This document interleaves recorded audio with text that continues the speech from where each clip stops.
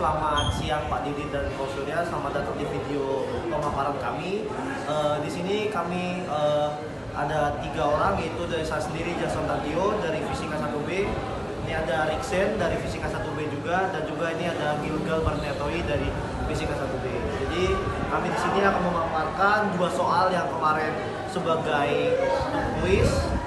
Oke, kali ini aku akan jelasin soal yang pertama, di mana yang kita ketahui soal yang pertama itu terdapat sebuah pesawat yang sedang membawa bom, dan pesawat itu akan melemparkan sebuah bom terhadap sebuah bangunan, dan di situ kita akan menghitung apa yang terjadi pada pesawat dan apa yang terjadi ketika bom mengenai sasaran ini. Yang pertama telah diketahui di mana tinggi pesawat terbang dengan permukaan tanah itu ada 200, sedangkan tinggi bangunan yang akan ditargetkan yaitu 100, dan kecepatan pesawat adalah 200 km per jam, dan massa bom yang dibawa ada 20 kilo, dan percepatan bom ketika dilepaskan itu sama dengan 50 meter per second kuadrat. Dan pada saat pesawat terbang itu membentuk sebuah lingkaran yang dimana memiliki R sama dengan 4 km. Dan di sini ada lintasan bom yang ketika pesawat melepaskan bom, yaitu membentuk parabola dengan percepatan gravitasi 9,8 meter per second, dan di mana titik target yang akan dijatuhkan bom adalah 100,100,100, di mana ini adalah X, Y, dan Z berdasarkan garis koordinat. Dan yang akan terjadi itu ada gerak parabola, usaha energi, melingkar, daya, dan tumbukan. Yang pertama itu mungkin saya akan mengemukakan bahwa terdapat kecepatan pesawat tadi adalah 200 km per jam, yang mana kita ubah ke dalam meter per second itu ada 55,55. Dan perlu kita ketahui bahwa V pesawat, kecepatan pesawat itu sama saja dengan V awal bom, karena bom itu dibawa oleh pesawat. Dan di sini kita lihat lintasan pesawat tadi, di mana ini membentuk sebuah segitiga, di mana itu jari-jarinya 4 km, kita bawa dalam meter, yaitu 4000 tambah 100, karena terdapat tadi ordinat 100,100,100, makanya dijumlah menghasilkan 4100.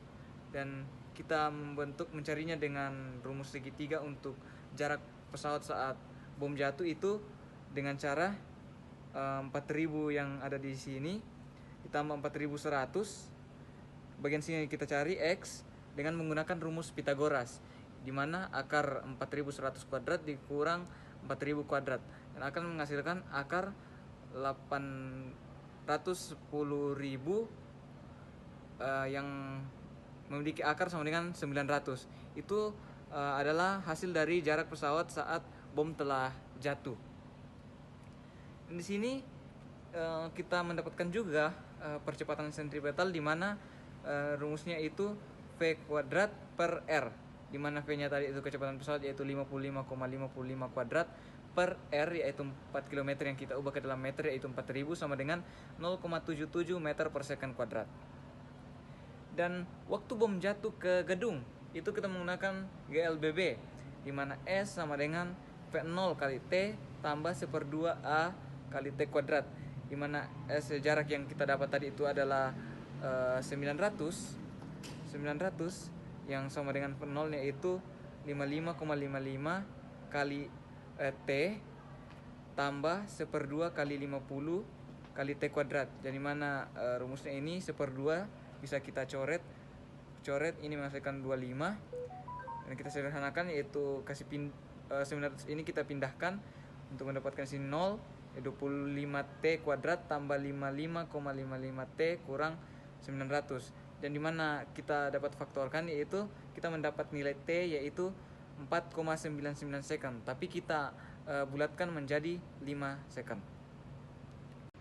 Oke, yang berikut di sini terdapat kecepatan bom saat jatuh ke gedung, di mana kita perlu ketahui di sini kita akan menggunakan rumus vektor, dan perlu kita ketahui juga bahwa di sini membentuk sudut theta yang sama dengan 0, dan kita di sini mencari kecepatan saat di sumbu X menggunakan rumus V0 cos theta tambah A dikali T kuadrat. Di sini saya menggunakan GLBB. Mengapa? Karena bom pada awalnya itu kita ketahui memiliki percepatan, di mana percepatan bom itu A sama dengan 50 meter per second. Dan kita langsung substitusi saja ke dalam rumusnya, yaitu V0-nya di mana tadi itu 55,55 dikali cos 0, karena tetanya itu 0, ditambah 50 dikali 5 kuadrat. Waktu itu T-nya atau T-nya itu 5 dan dikuadratkan, dan hasilnya itu 55,55 tambah 1250 sama dengan 13.055,55 meter per second. Dan sini juga ada kecepatan Y di sumbu Y, dan menggunakan rumus V0 sin theta ditambah G dikali T, di mana V0-nya tadi itu 55,55 sin 0 karena tetanya 0, ditambah 9,8 dikali 5, di mana 9,8 ini adalah percepatan gravitasi bumi dan 5 itu adalah waktu yang didapatkan tadi, dan hasilnya itu 0 ditambah 49,05, dan itu 49,5 dengan satuan meter per second. Dan ketika kita sudah mendapatkan kecepatan X dan kecepatan Y, kita juga dapat menentukan kecepatan resultannya itu menggunakan rumus akar kecepatan di X kuadrat, di mana 13.005 di 55 kuadrat ditambah kecepatan saat Y 49,05 kuadrat, dan akan menghasilkan 13.006,471 meter per second. Jadi mungkin itu yang bisa saya berikan, dan selebihnya akan dibawakan oleh teman saya. Baik, di sini saya Gilgal. Saya akan melanjutkan penjelasan dari nomor 1. Yang tersisa itu ada energi, usaha, daya, momentum, serta jenis tumbukannya apa. Oke, sebelum kita masuk ke energi, kita ketahui dulu bahwa energi itu ada dua, ada energi potensial dan energi kinetik. Oke, kita masuk aja ke penjelasannya. Yang pertama kita cari energi potensial. Energi potensial itu rumusnya M kali G kali H, di mana M itu massa dan G itu gaya gravitasi serta H itu ketinggian. M-nya itu udah diketahui di soal, gaya gravitasi pun serta H-nya juga udah diketahui soal, di mana massanya itu 20, gaya gravitasinya 9,81 serta ketinggiannya 200. Setelah kita dapatkan semuanya, langsung aja kita jumlahkan sehingga mendapatkan kita kalikan sehingga menghasilkan hasilnya 39.240 joule. Oke, yang kedua kita masuk ke kinetik. Untuk energi kinetik sendiri, rumusnya itu kita ketahui bahwa setengah kali M kali V kuadrat, di mana M itu 20 serta V itu kecepatan. Kecepatannya kita dapat dari mana? Kecepatannya kita dapatkan dari sini.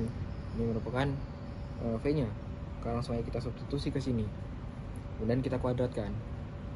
Langsung aja kita kalikan, setengah kali 20 kita coret sehingga menghasilkan 10, dan 10 kita kali dengan 1306,471 kuadrat sehingga menghasilkan 17.068.664,74 joule. Oke, setelah energinya udah kita ketahui bahwa energi potensial 39.240 joule serta energi kinetik 17.068.664,74 joule. Kita lanjut ke usaha. Untuk usaha sendiri, rumusnya itu ada W sama dengan F kali S, di mana F itu dapat kita jabarkan menjadi M kali A sehingga kita dapatkan rumus W sama dengan M kali A kali S, di mana M-nya 20, percepatannya udah kita di soal tadi 50, serta S-nya dari di mana? S-nya ini kita dapatkan dari mana? S-nya kita dapatkan dari sini. Kita yang menggunakan rumus Pythagoras tadi. Oke. Setelah sudah dapatkan semuanya, langsung kita kalikan 20 kali 50 kali 900 sehingga menghasilkan 900.000 joule. Oke, kita lanjut ke daya. Tahu sendiri bahwa rumus dari daya itu sendiri merupakan W dikali dengan T, di mana W itu kita dapatkan dari sini dan T kita dapatkan dari sini. Oke, setelah semuanya jelas, langsung aja kita substitusi. Tidak perlu lama-lama, langsung 900.000 kita bagi dengan 5. maka menghasilkan 180.000 watt. Kita lanjut ke momentum. Rumus momentum sendiri itu M kali V, massa dikali kecepatan. Massanya 20 dan kecepatannya tadi kita sudah dapat yang ini. Setelah itu langsung kalikan aja, maka menghasilkan 26.129,42 N per S atau 26.129,42 kg meter per second. Sudah, kita masuk ke jenis tumbukan. Jenis tumbukannya apa? Jenis tumbukannya itu tidak lenting. Alasannya kenapa? Karena bangunan gedung tidak memiliki kecepatan awal serta bom yang memiliki kecepatan serta energi yang tinggi, sehingga pada saat terjadi sebuah tumbukan, bangunan akan hancur oleh bom, dan bom juga tidak akan memantul kembali dan meledak. Keduanya hancur karena bom menabrak bangunan dengan kecepatan dan energi yang sangat intens. Sehingga dengan data tersebut dapat disimpulkan bahwa tumbukan yang terjadi akan membuat bom meledak pada titik tersebut. Oke, sekian dari saya itu untuk penjelasan nomor 1. Nanti untuk penjelasan nomor 2 akan dilanjutkan oleh teman saya Jason. Oke, baik, di sini saya Jason. Kali ini saya akan menjelaskan untuk soal nomor 2. Jadi di sini soal nomor 2 itu kan diketahui kayak pergerakan suatu benda dari tempat yang biasa ke tinggi lalu turun. Nah, patokannya itu titik di mana tingginya sama dengan 0 adalah di titik C. Ini yang diketahui ada gravitasi sama massa dari bendanya yaitu 1000 kilo. Terus habis itu yang ditanya adalah EP, energi potensial gravitasi dari B ke C. Terus perubahan energi potensial gravitasinya berapa, sama energi potensial gravitasi di titik C, sama perubahan energi potensial di titik C. Jadi langsung saja ke yang pertama. Itu kan ada kita kan tahu kalau misalnya Y sama dengan 0 tadi kan di titik C. Nah, berarti kan kalau di EP energi potensial dari titik B itu kan kita ukur tingginya dari sini kan 15 meter nih. 15 meter, makanya masanya tadi 1000, gravitasi 9,8, habis itu hanya kita pakai 15 karena 15 dari 0. Makanya jadi hasilnya 147.000 joule. Terus energi potensial di titik C itu kan karena tadi tingginya 0 kan, makanya dikali 0 untuk hanya massa sama gravitasinya nggak berubah, jadi karena dikali 0 hasilnya 0. Nah, setelah itu kita cari perubahan energi potensialnya berapa dari titik B ke titik C. Nah, caranya itu dari titik C dulu, energi potensial dari titik C baru dikurangi energi potensial titik B. Nah, makanya itu yang tadi titik C kan 0 dikurangi sama 147.000 nih. Hasilnya itu pasti min 147.000 joule. Nah, kalau untuk pertanyaan C, efek gravitasi di titik C itu berapa? Itu sama kayak tadi caranya. Energi potensial titik C itu 1000 kali 9,8 kali 0, makanya 0. Terus perubahan energi potensialnya berapa? Itu juga sama. Dari energi potensial titik C dikurangi titik B. Makanya 0 kurang 147.000, hasilnya 147.000 joule. Baik, sekian dari pemaparan dari saya. Terima kasih telah mendengarkan.